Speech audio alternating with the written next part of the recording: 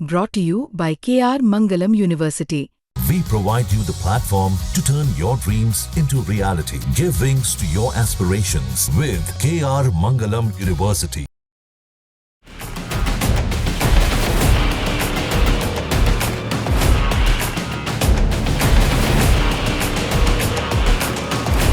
इस वक्त की बहुत बड़ी खबर ईरान से सामने आ रही है। जानकारी मिल रही है कि इजराइल ने ईरान पर जबरदस्त एयर स्ट्राइक्स कर जोरदार पिन पॉइंट हमला किया है, जिसमें ईरान के कई बड़े चेहरों के मारे जाने की खबर भी सामने आ रही है। इजरायली सेना ने ईरान की राजधानी तेहरान को उस वक्त दहलाकर रख दिया जब रात के अंधेरे में लोग चैन की नींद से सो रहे थे। ईरान की राजधानी तेहरान में अचानक हुए बम से हमलों के बाद इजराइल ने इस हमले की जिम्मेदारी भी ले ली है। इसके अलावा इजराइल ने ईरानी आर्मी के ठिकाने, उसके न्यूक्लियर ठिकानों तक को तबाह करने की बात कही है। इजराइल ने जानकारी देते हुए बताया कि उसने ईरान पर हमला किया है। ईरानी मीडिया की तरफ से भी इसे कंफर्म कर दिया गया है। मीडिया ने बताया कि तेहरान में विस्फोटों की आवाज सुनाई पड़ रही थी। इजराइल ने कहा कि वो तेहरान द्वारा मिसाइल और ड्रोन हमले की आशंका में आपातकाल की स्थिति घोषित कर रहा है। इजराइल के एक सैन्य अधिकारी ने कहा कि इजराइल दर्जनों परमाणु और सैन्य टारगेट्स पर हमला कर रहा है और उसके बाद तो ये ताबड़तोड़ हमले शुरू हो गए। इजराइल के प्रधानमंत्री बेंजामिन नेतन्याहू की तरफ से भी बयान आया।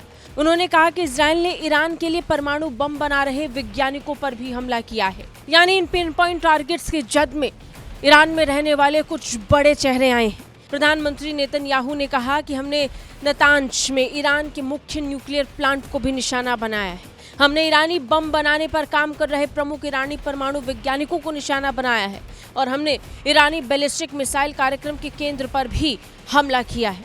नेतन्याहू ने इस हमले के बाद अमेरिका के राष्ट्रपति ट्रंप को धन्यवाद तक दिया। उन्होंने कहा कि मैं राष्ट्रपति ट्रंप को उनके नेतृत्व और ईरान के परमाणु कार्यक्रम का सामना करने के लिए धन्यवाद देना चाहता हूं। जानकारी मिल रही है कि इजरायली हमले में ईरान के revolutionary guards chief commander Hussain सलामी भी मारे गए हैं। ईरानी मीडिया ने इसकी पुष्टि भी कर दी है। ईरानी मीडिया की तरफ से कहा गया कि इजरायली हमले में ईरान के रेवोल्यूशनरी गार्ड्स के चीफ कमांडर हुसैन सलामी भी मारे गए हैं।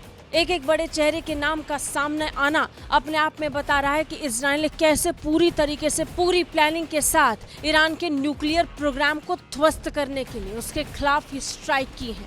ईरान पर इजराइल द्वारा किया गया ये बहुत बड़ा हमला है। हालांकि अभी तक ईरान की तरफ से कोई आधिकारिक टिप्पणी नहीं आई है। देखना होगा कि इस पूरे मामले को लेकर ईरान क्या जवाबी कार्रवाई करेगा। ब्यूरो रिपोर्ट, भारत तक।